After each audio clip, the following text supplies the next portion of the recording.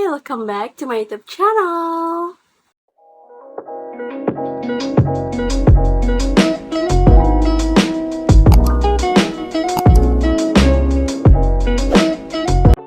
Kenalin, aku Siti Sakina, tapi kalian bisa panggil aku Ina, just Ina.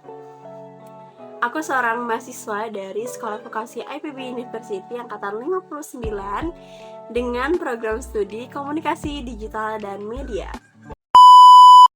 Oke, sesuai dengan thumbnail dan juga judul pada video kali ini dan berdasarkan program studi aku juga yaitu komunikasi, sekarang aku mau ngangkat satu topik yang relevan sama prodi aku, yaitu tentang efektivitas komunikasi dalam lingkungan kerja.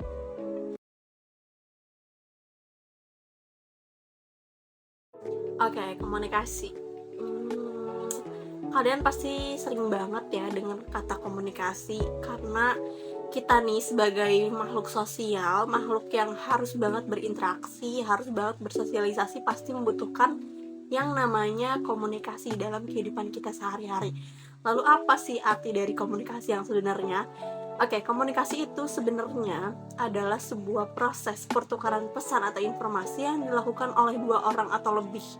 Jadi di sini proses pertukaran informasi atau pesannya dilakukan oleh dua orang atau lebih, yang dimana informasi atau pesan itu dikirimkan oleh komunikator, seorang yang punya informasi atau pesan yang dikirim oleh kepada si komunikan yang menerima pesannya gitu. Nah, komunikator dan komunikan ini mereka saling bertukar informasi gitu, singkatnya seperti itu. Informasi atau pesannya yang dikirimkan oleh dua orang atau lebih dan ada pertukaran informasi, ada saling tukar-menukar informasi atau pesan, seperti itu.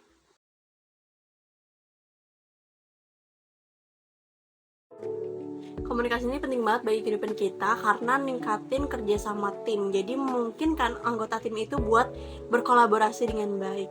Selanjutnya ningkatin produktivitas karena dengan adanya komunikasi yang jelas dan teratur, kita nih sebagai pekerja dapat paham job desk kita tuh apa dengan lebih baik.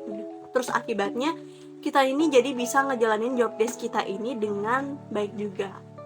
Lalu ngebangun hubungan yang baik antar sesama individu atau sesama pegawai kantor kayak gitu. Dan yang paling penting nih, ngurangin kesalahpahaman yang dapat terjadi di lingkungan kerja.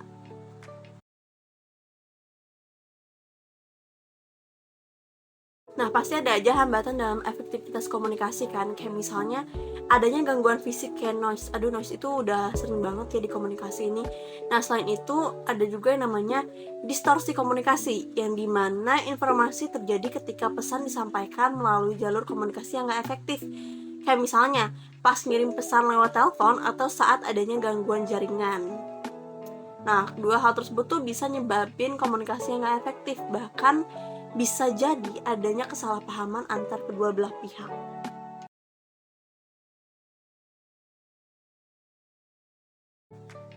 Oke, kalau tadi udah tahu nih apa aja nih hambatan dalam efektivitas komunikasi. Selain hambatan, ada juga nih beberapa strategi buat ningkatin efektivitas komunikasi. Menggunakan media komunikasi yang tepat. Nah, pilihan media komunikasi yang tepat juga bisa mempengaruhi efektivitas komunikasi nih. Misalnya, dalam situasi yang mendesak, panggilan telepon atau pesan singkat mungkin jauh lebih efektif daripada email gitu. Sementara dalam situasi yang lebih formal atau biasanya ngebutuhin dokumentasi, email atau surat resmi mungkin lebih tepat. Jadi kayak kalau misalnya yang formal atau membutuhin dokumentasi mungkin prefer pakai email atau surat resmi gitu. Sebaliknya kayak gitu. Terbuka dan jujur-jujuran sama pegawai kantor tuh penting banget ya, karena misalnya nih kalau misalnya ada suatu masalah atau konflik, semuanya tuh bisa dibicarain baik-baik dan konfliknya jadi nggak membesar dan konflik itu jadi cepat selesai deh. Terus ngasih feedback yang jujur dan konstruktif juga penting supaya tim bisa ningkatin kualitas kerjanya nanti. Nah, dengan menerapkan strategi tadi yang udah aku sebutin, kita bisa ningkatin efektivitas komunikasi dalam situasi kerja atau dalam lingkungan kerja.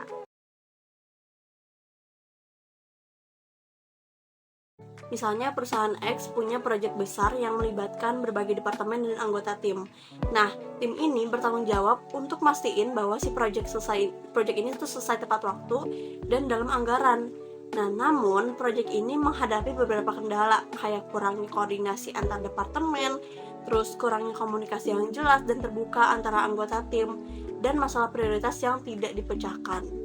Nah, buat ngatasin masalah ini, manajemen perusahaan X ini memutuskan untuk mengadakan sebuah pertemuan atau sebuah forum kayak gitu dengan seluruh anggota tim dan memfokuskan pada komunikasi yang jelas dan terbuka. Mereka ngebahas nih apa aja sih masalah yang mereka hadapi saat ini dan tantangan yang dihadapi tim ini, dan menetapkan rencana atau tindakan untuk mecahinnya gitu. Nah, manajemen perusahaan X ini bisa juga nyatet hasil rapat kayak notulensi gitu. Nah, hasil rapat ini bisa di-share nih sama anggota tim buat jadi bahan evaluasi ke email masing-masing anggota tim kayak gitu. Nah, akibatnya anggota tim ini jadi evaluasi nih diri mereka sendiri. Evaluasi nih masalah apa sih yang sebenarnya terjadi, masalah apa sih yang menghambat proyek besar ini. Nah, udah dievaluasi, akhirnya anggota tim juga memperbaiki itu semua, nyari jalan keluarnya gitu. Nah, akibatnya jadinya proyek besar yang dilakukan sama perusahaan X ini bisa terselesaikan dengan baik, bisa terselesaikan dengan tepat waktu dan dalam anggaran kayak gitu. So, kesimpulan yang kita dapetin adalah efektivitas komunikasi ini penting banget dilakukan di mana aja dan kapan aja.